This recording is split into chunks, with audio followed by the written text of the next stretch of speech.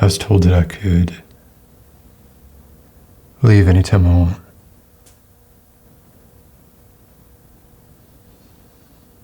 That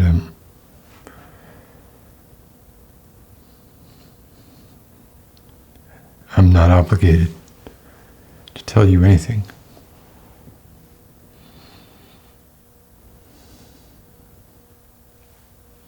Do I just put this down there? You hear me?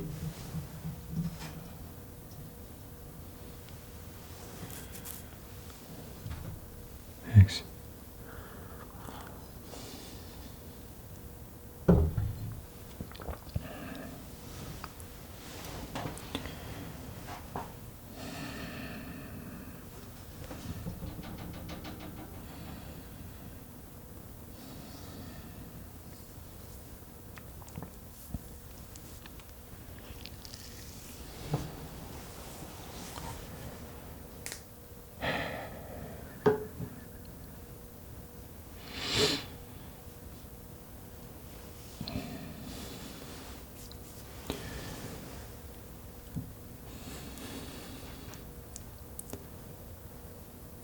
It was a job.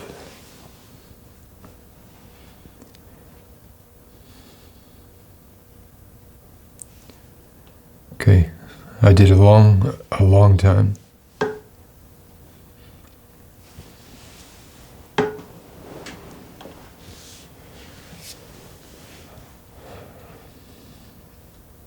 No,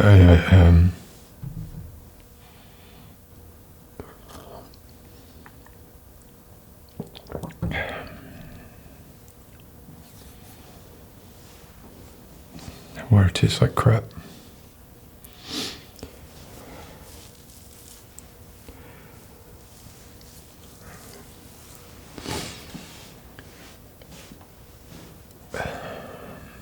But I don't think that you can imagine the kind of toll that a job like that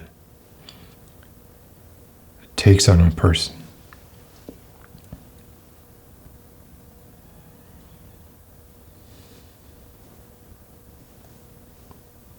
It was a long time before I could even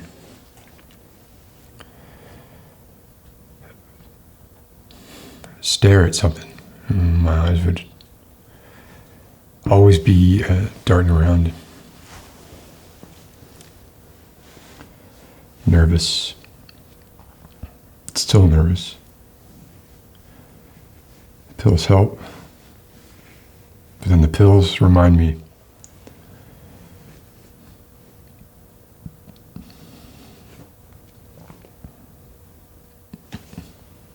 yeah, right.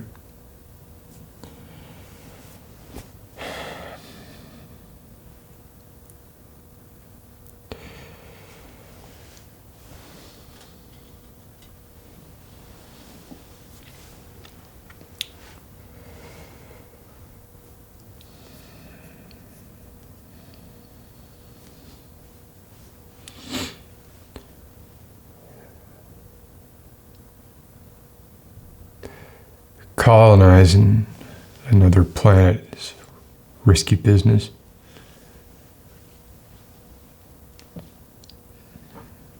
Everybody who signs up knows that.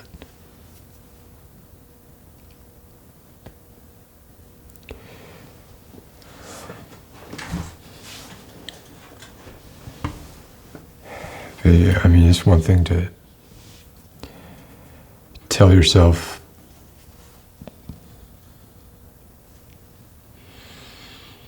you're gonna do this for a while and then be able to come home and then do something else or do nothing.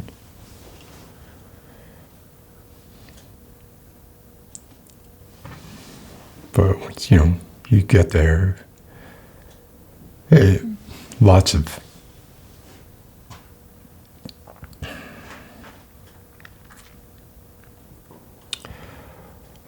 clusters had it easy. Wasn't a whole lot to it. a lot of it is drudgery, day to day. This is if you're lucky, right? If you're lucky, if you're bored, you're lucky.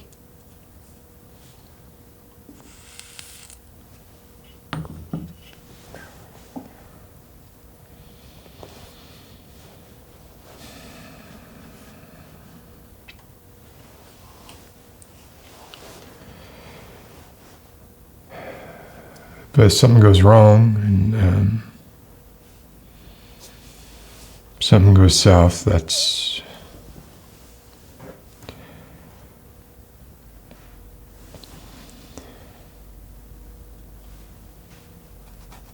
the troops go in. And I'm sure that's very exciting. But once the troops leave, once the job is done, the job is not really done.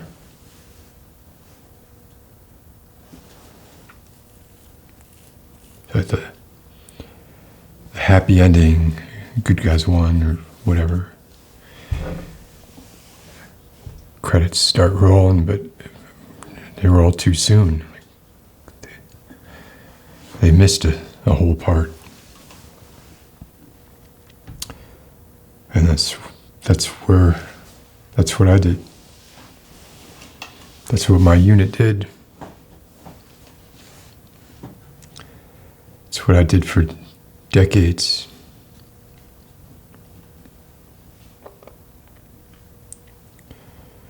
It's like cleanup, you know. It could be anything.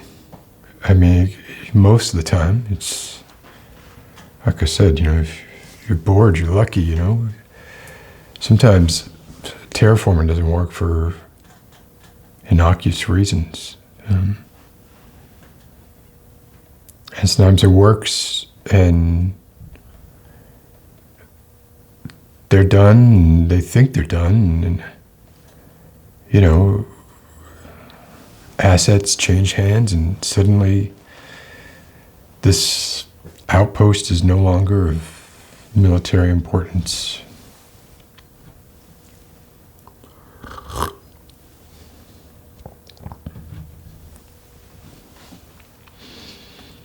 So you have a lot of that. That's most of the job. If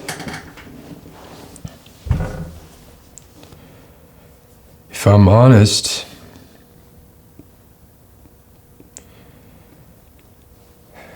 I didn't want that. What I wanted was the exciting jobs for me were when there was some conflict and conflict gets resolved and we would go in and clean up the mess. But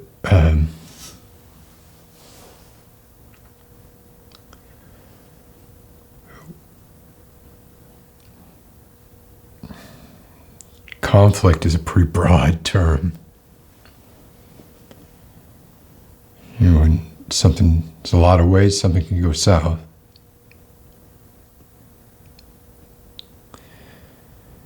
So what I wanted was a little excitement.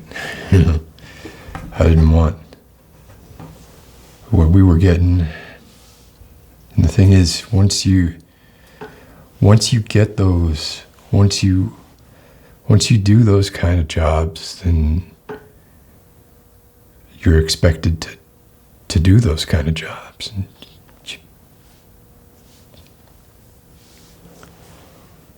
you tend to get more of them. It's not like we have a say.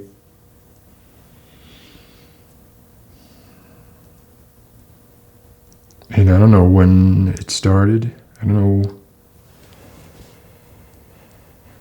I just knew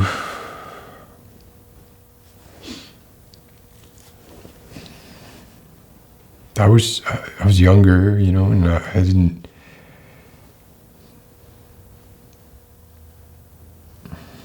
I didn't think about it that much. I was good at not thinking. You get a team of people. They're trying to avoid thinking about certain things. They all have their various coping mechanisms, and some people are better at it than others. But eventually, if you've got people who can't handle it, they move off the unit, and eventually you got a team of high-functioning alcoholics or psychotics or sociopaths, people who are just, I don't know why I gotta characterize it as mental illness. People have the mental fortitude to do what they need to do in those situations and see the kinds of things that you see in those situations. So I don't know when it started exactly, but it was both a coping mechanism for me, and eventually I was hoping, a way out. I knew I couldn't do that forever.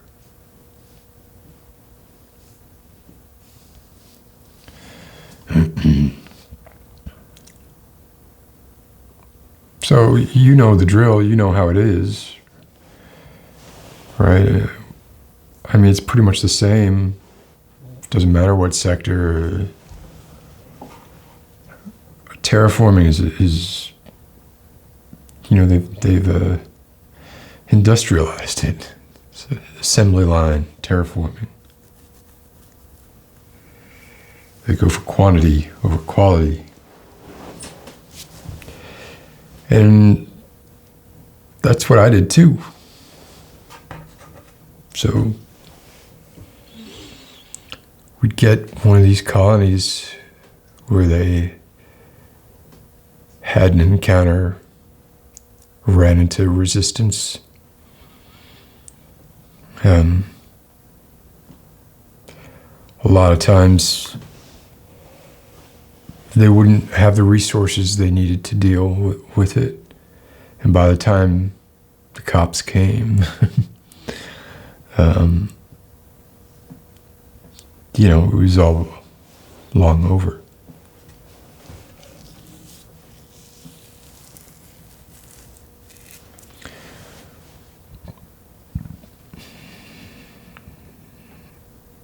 So you had people, you had families there.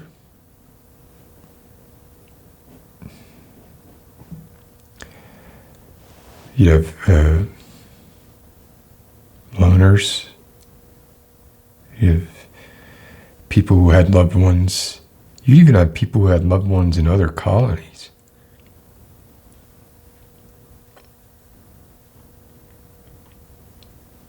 This is rolling the dice, right? And if you rolled the dice and things came up your way, you were all right. But if they didn't, then you were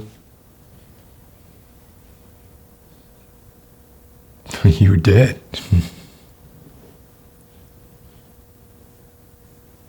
So many things can go wrong. People forget. They don't think about it. There's this sort of feeling. People start to get lazy. You land on a planet and you start to feel like you're home, where you start to nest and you start to feel like, you're on terra firma again, but it's not Earth. None of these places are Earth. This is the default position for these 99% of these places is, if systems fail, you die. On Earth, systems fail. You're cold or you're hot. You know, or you could die in a bad winter, sure. Yeah, exposure, but it's not the same. What I'm saying is the whole time that you're there, you're starting to feel more and more comfortable. You're not traveling anymore. You don't feel like you're on a ship anymore. You start to get acclimated, forget that, you know, you're a couple of blown fuses or a hostile life form away from buying it.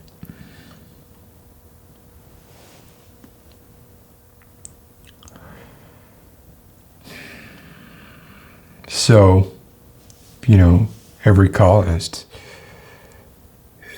is standard issue, right? Everybody had the same stuff. You had an allocation for personal stuff. You had an allocation for communications between you and off colony. And you had, everybody had a safe in their room. You know, they call them quarters. People call them rooms.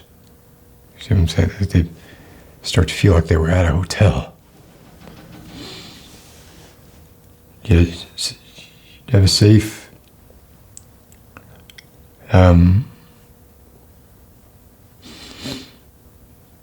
But then, you know, you also had this thing.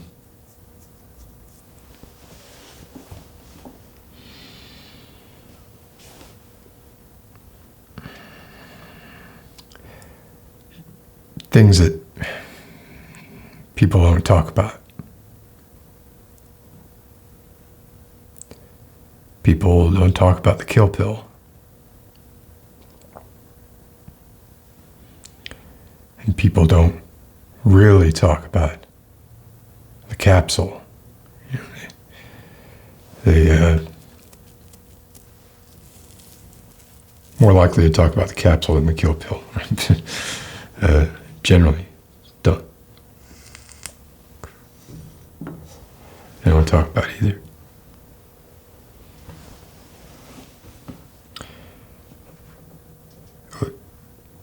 So, I mean,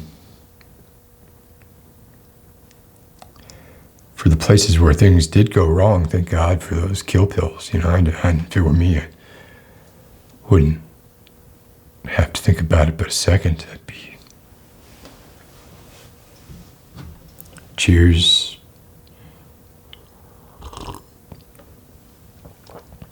See you in the next life.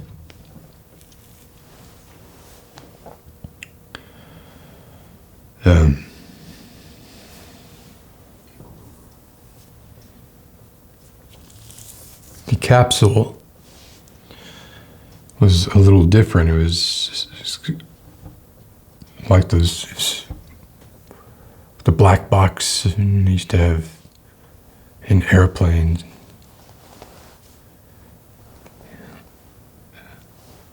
Surface to surface. Ships. It's like a little indestructible thing. Indestructible.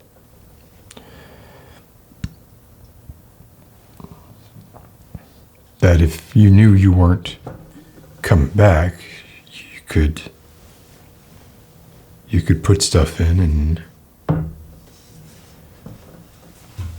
you know, the promise was that it would get to your family, or whatever, whoever you designated you wanted it to get to.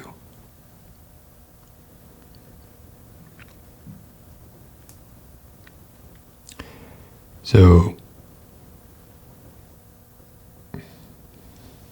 now, it was small, bigger than like a cigarette case, you know.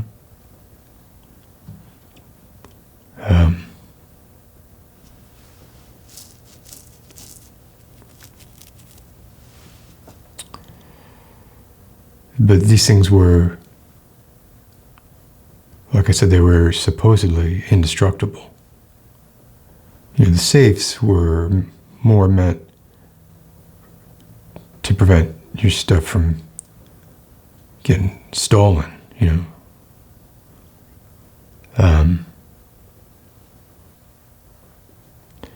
Were really indestructible. But the other thing about the safes was you couldn't open a safe. It took 90 minutes to open your own safe. You couldn't just put in your code and open the safe. It's a safety measure. You put in your code, you'd have to wait 90 minutes. The safe would unlock.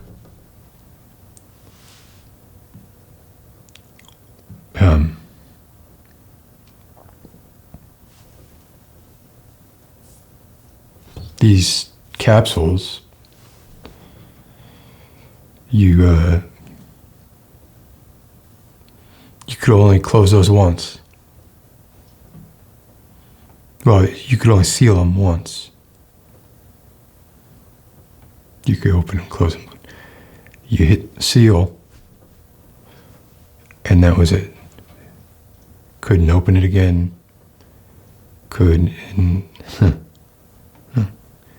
Getting ahead of myself. Anyway, these things were sealed.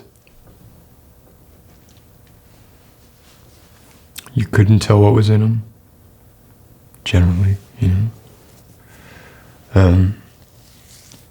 So, this one time we're salvaging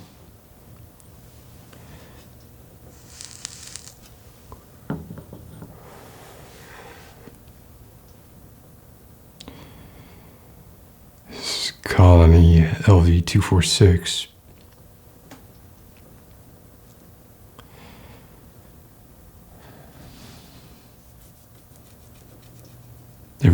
Everybody died.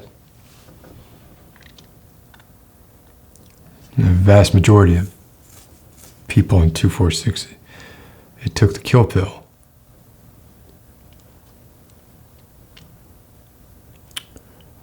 Some of them chose not to. They didn't have a lot of warning. There were a couple hundred. They didn't have a lot of time.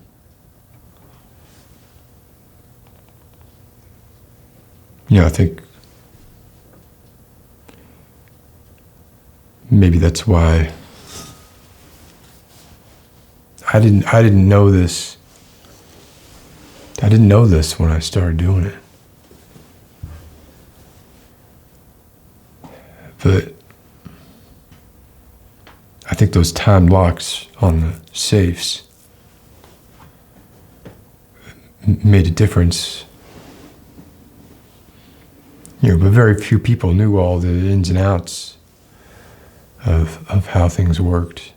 I didn't know everything, you know, but I knew a lot. But anyway, so I just started offering to blind buy capsules. I wouldn't buy them if they were not sealed, or I wouldn't buy them if they were sealed and somehow broken open, and they were really hard to break open. You couldn't tell what was in them. You know, weight didn't mean anything. You shake them, you couldn't hear anything. Most of the time, there was nothing in them. This later, I realized, you know, some of the people that sold them to me, they would a lot of them weren't sealed at all. A lot of the people who didn't take the kill pills and decided to try and go out fighting, they didn't use the capsules. They didn't put anything in them. They didn't seal them. So we'd have a crew, they knew, some of them knew what I was doing, what I was willing to do. And so if they found a capsule that hadn't been sealed, it was empty, they'd seal it, because anybody could seal it.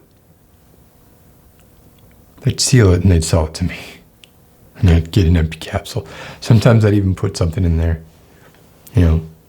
something worthless. My hope was, I'm buying in bulk. I'm going to get mostly nothing. But, eventually hit a jackpot, covers my costs.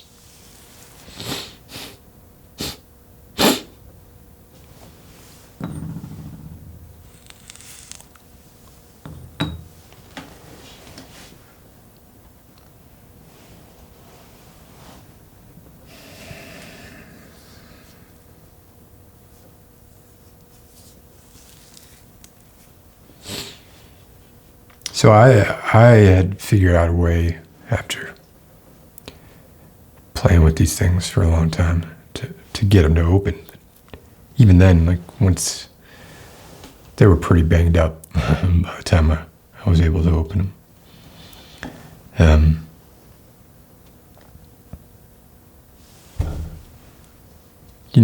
I found rings,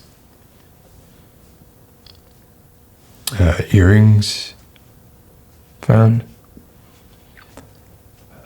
found a lot of tokens, a lucky tokens. I'm assuming, to some extent, or maybe it's something that had some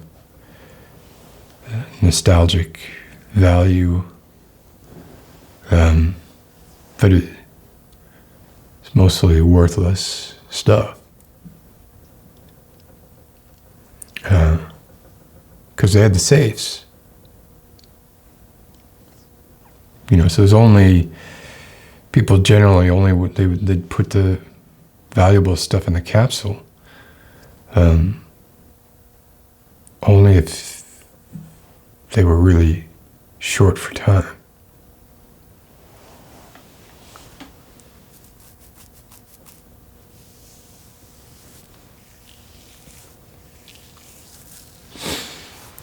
So I made money, and I had been making money, like I said, until LV 426.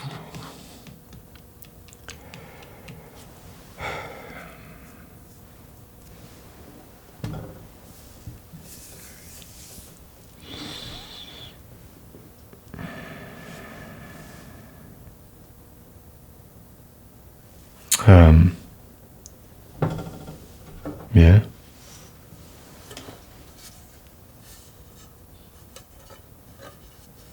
That's it. 3 times. Press that 3 times. Sealed.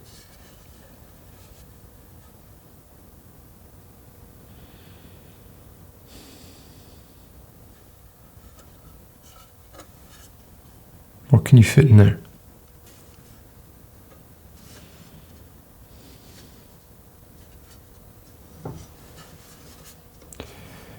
Strangest thing I ever found was a finger. I don't know if one of the crew put it in there as a joke and then sealed it up.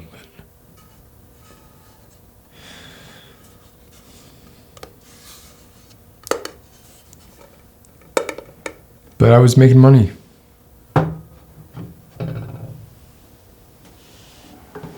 These things were, a percentage of these were very easy to write off as lost.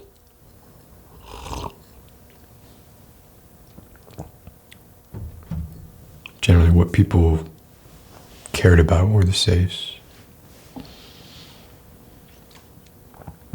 But as I've said before, the safes had a timer.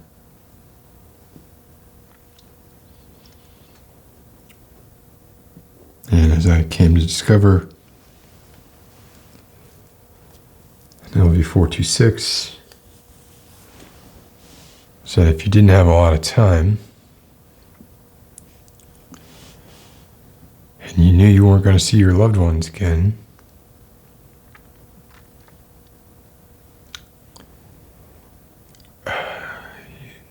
you'd write a note.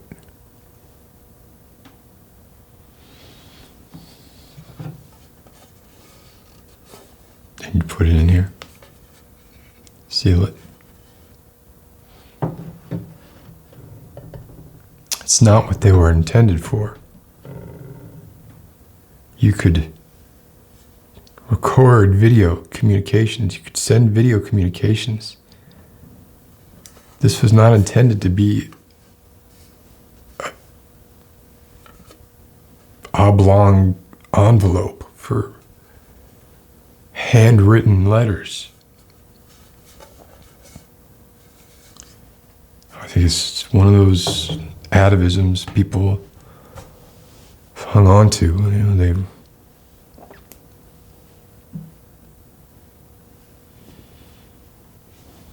They want to communicate in what they think is the most personal, tangible way in a situation like that.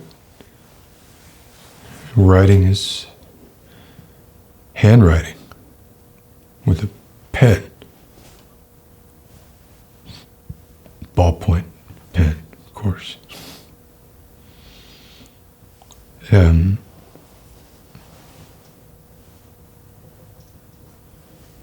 Yeah. That's why I ended up turning myself in. I wasn't expecting that.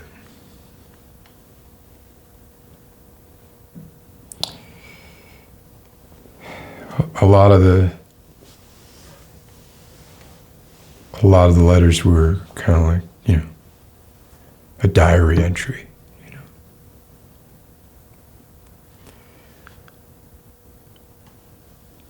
And a lot of them were, people, man. I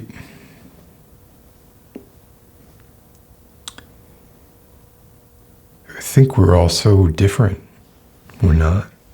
We're so similar. I swear to you. Most of these letters, if there was someone in a colony who had let's say, a husband off-world named Chris, and there's someone else, same colony, had a husband named Chris, and they both wrote letters.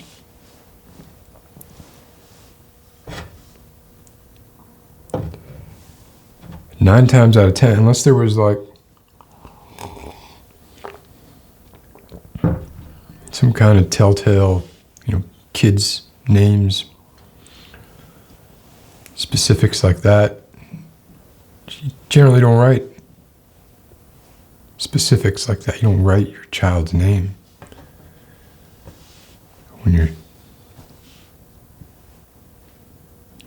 you say, my daughter, my son. You take these letters, man. I'm telling you, you could take the letter from Colonist 147 and Colonist 218. They both had husbands named Chris. Swap those letters, and 9 times out of 10, Chris ain't gonna know. Like nobody recognizes people's handwriting anymore. It's weird, man. People think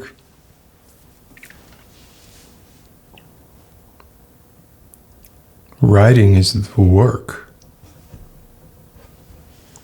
Wait, writing is the work, but they think that's all the work.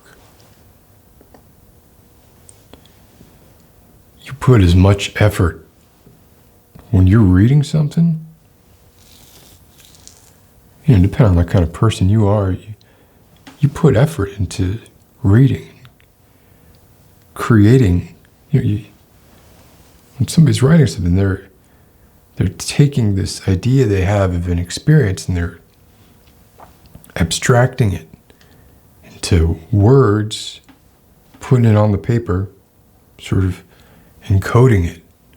And the person who's reading it is decoding it, reconstructing it, using all their own filters and biases, and are not the same as the writers. So,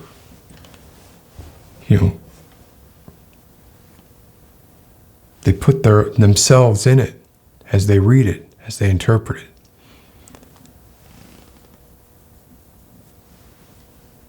My dear husband, Chris, please take care of the thing. You know what I'm talking about, Both Chris's are going to read that, and one's going to go, I know what she's talking about. The other one's going to say, yeah, I know what she's talking about. They're going to be thinking of different things.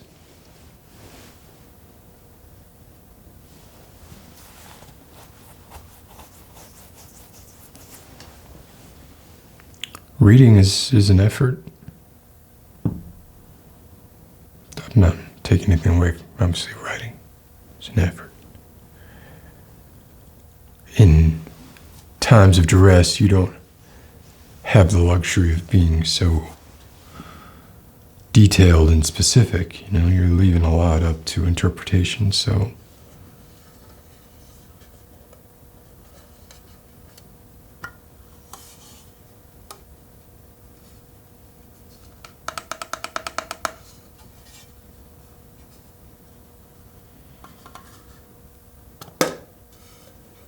but there were a few of them that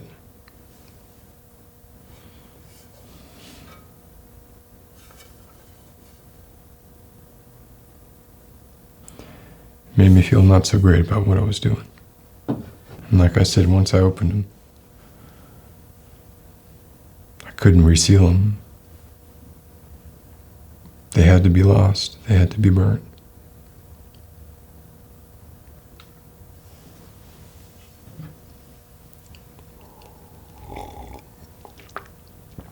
So yeah, I made money.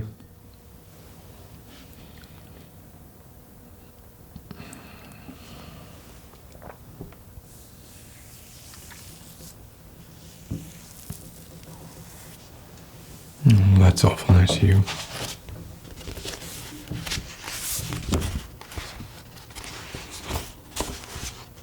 I don't need to reread any of this stuff. I know what I did. I know why I'm here.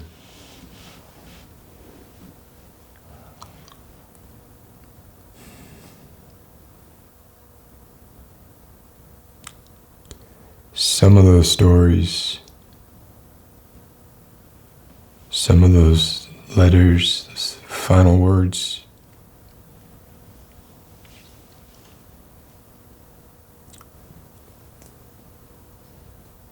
I'll never forget them. I mean, some of these people, remember, some of these people did not take the kill pill so that they could write a letter to stuff into the capsule. So they ended up dying in god-awful ways.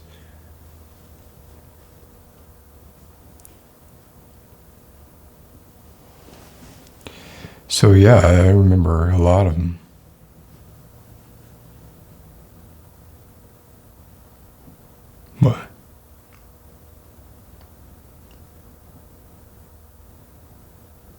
Oh.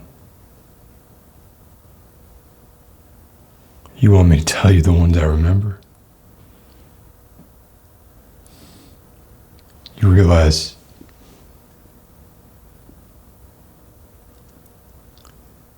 the reason I remember them is generally because of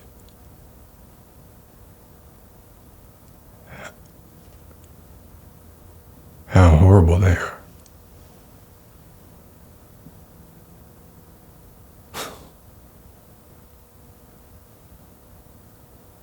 All right.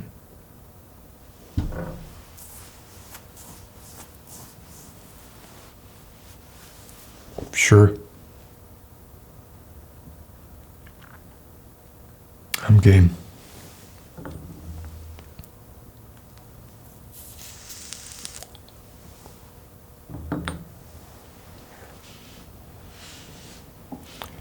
Let's do it.